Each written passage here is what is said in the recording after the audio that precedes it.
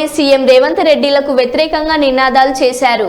ఈ సందర్భంగా మాల మహానాడు రాష్ట్ర అధ్యక్షులు పిల్లి సుధాకర్ మాట్లాడుతూ ఎస్సీ వర్గీకరణతో మాలలకు తీవ్రంగా అన్యాయం జరుగుతుందని, సుప్రీంకోర్టు ఇచ్చిన తీర్పు రాజ్యాంగ విరుద్ధమని ఆవేదన వ్యక్తం చేశారు। ఈ తీర్పుపై అప్పీల్ చేస్తామన్నారు।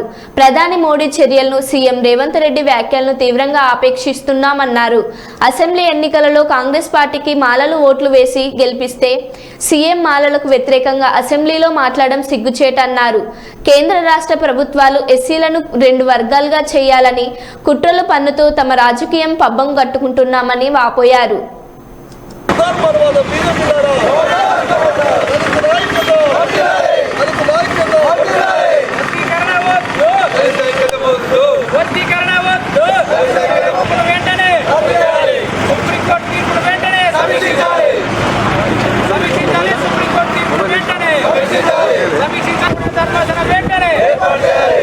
ఏర్పాటు చేయాలి 9 మందితో కూడా ధర్మాసనం వెంటనే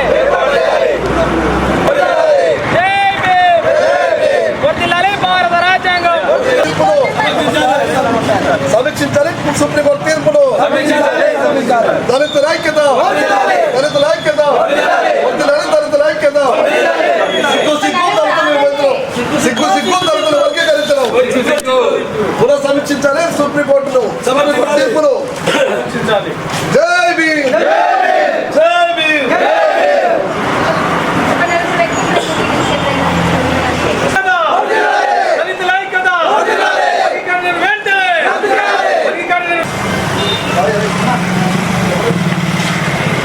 అత్యున్నత న్యాయస్థానం 7గురితో కూడిన బెంచ్ ఏదైతే ఎస్సీల ఎస్టీల ఉపవర్గీకరణ చేసుకోవచ్చు, ఇది రాష్ట్రాలకు హక్కు కల్పిస్తూ ఇచ్చినటువంటి తీర్పు ఏదైతుందో దాన్ని పునఃసమీక్షించుకోవాలని చెప్పి జాతీయ మానవాడుగా వర్గీకరణ వ్యతిరేక పోరాట సమితిగా ఈరోజు రాష్ట్ర వ్యాప్తంగా ఉన్నటువంటి జిల్లా కలెక్టరేట్ల ముందు ధర్నా కార్యక్రమాన్ని నిర్వహించడం జరిగింది।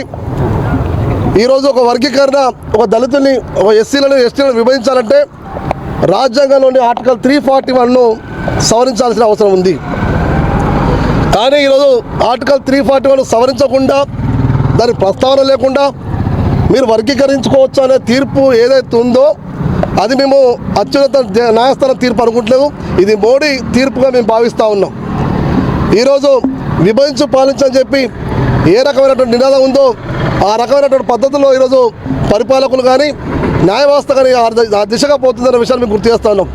గతంలో నిచ్చెనమెట్ల వ్యవస్థలో ఎట్లయితే ఉందో ఆ రోజు ఎట్లయితే మమ్మల్ని వర్గీకరించిందో మనుషులుగా ఈరోజు అదే స్ఫూర్తితోటి మమ్మల్ని మళ్ళా రాజ్యాధికారానికి దూరంగా రాజ్యాధికారానికి దూరంగా మమ్మల్ని నెట్టివేయడానికి దళితుల మధ్య అనైక్యతను తీసుకొస్తారు ఈ తీర్పు వచ్చిందని చెప్పి మేము భావిస్తూ ఉన్నాం।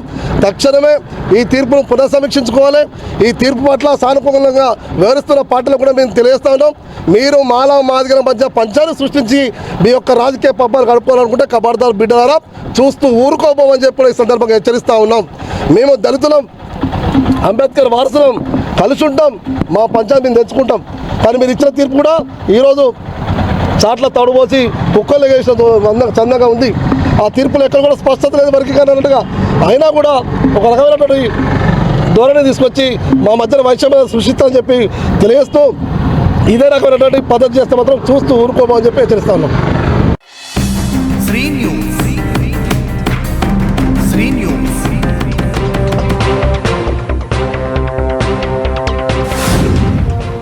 న్యూస్ మీ న్యూస్।